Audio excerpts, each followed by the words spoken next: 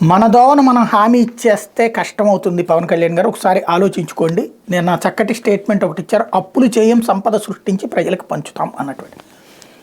అప్పులు చేయకుండా ఒక్క నెల చంద్రబాబు కనుక పరిపాలన చేస్తే హ్యాట్స్ ఆఫ్ చెప్పచ్చు.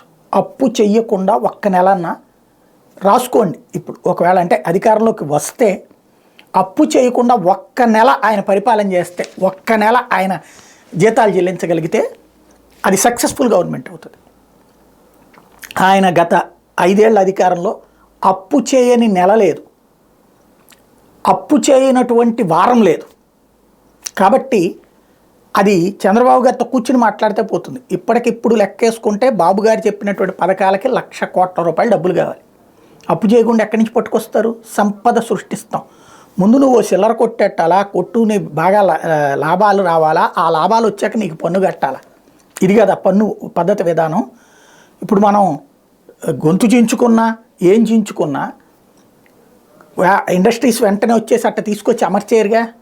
పోనీ మనం చెప్తున్నటువంటి లెక్క అభివృద్ధి అంటే అవన్నీ అంతకుముందు 5 ఏళ్ళు రాలేదు. పోనీ ఇప్పుడు బాబు గారిని చూసి ఈ ట్రిప్ వచ్చేస్తాయి అనుకుందాం.